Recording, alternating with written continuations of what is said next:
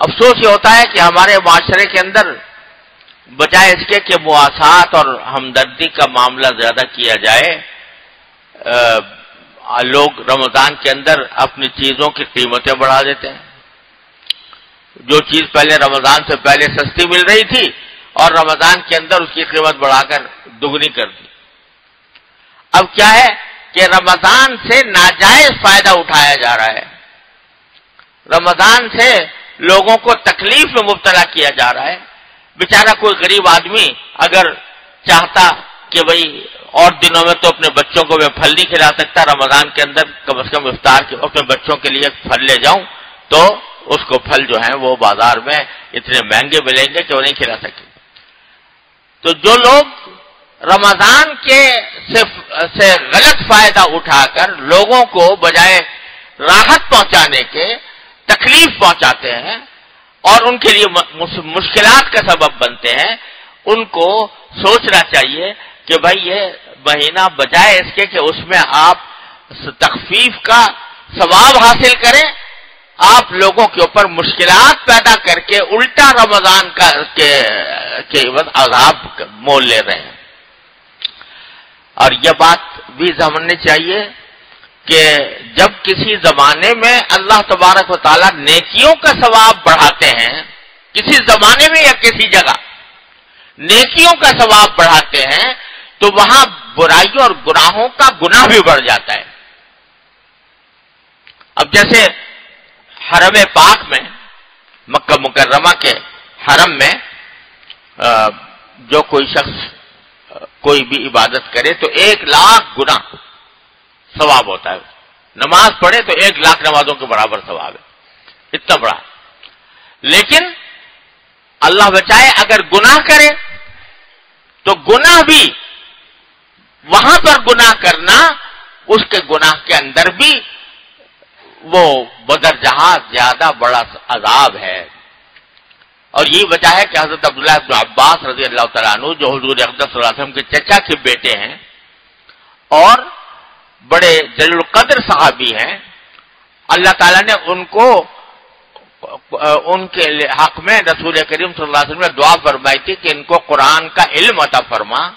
تو اس وقت امام المفسرین ان کو کہا جاتا ہے، سارے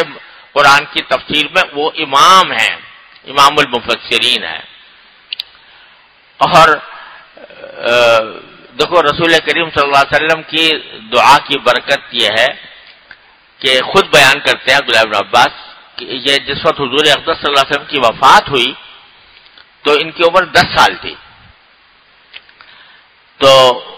اس سے پہلے ان کی جو والدہ تھیں وہ حضور اقدس صلی اللہ علیہ وسلم کے پاس ان کو لے گئیں کہ یا رسول اللہ میں چاہتی ہوں کہ یہ آپ کی خدمت میں رہے، آپ کی خدمت کرے، اور آپ کی خدمت کرے گا تو دین بھی سیکھے گا، تربیت بھی ہوگی۔ حضور نے قبول فرما لیا اور وہ حضرت حضور رسول کریم صلی اللہ علیہ وسلم کی خدمت کرتے تھے۔ تو اسی موقع پر نبی کریم صلی اللہ علیہ وسلم نے ان کو دعا دی کہ اللہ تعالیٰ تمہارے مال میں اور اولاد میں برکت عطا فرمائے۔ 3 دعائیں دی تھی، ایک ہے کہ اللہ اس کو دین کی صحیح سمجھ عطا فرما، قرآن کا علم عطا فرما، اور 2 دعائیں یہ دی تھی کہ میں ان کے مال میں اور اولاد میں اللہ تعالیٰ برکت عطا فرما دے۔ تو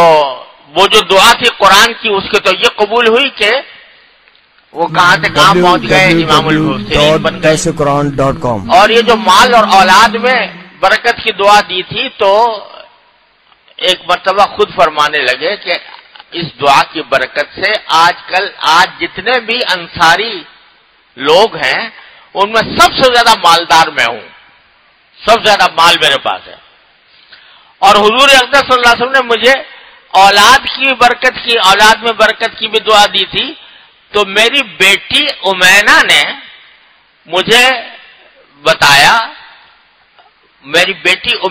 مجھے بتایا کہ جس سال حجاج آیا تھا، حجاج بن یوسف، اس سال تک میری صلبی اولاد میں سے 120 افراد مر چکے تھے۔ میری صلبی اولاد میں سے، یعنی جو براہ راست میری اولاد ہے،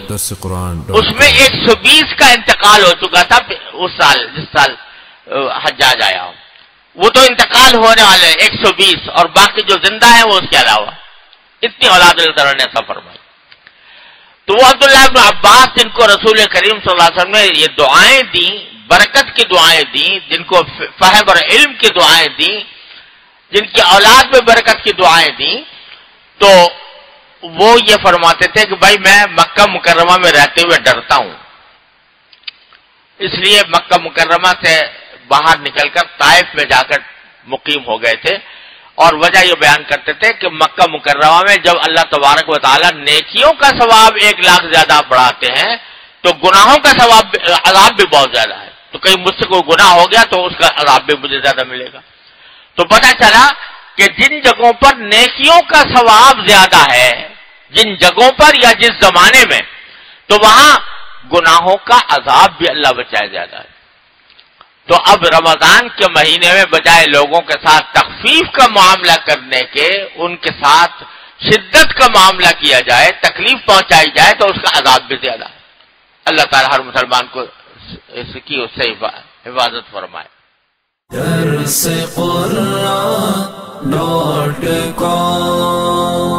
www.darsequran.com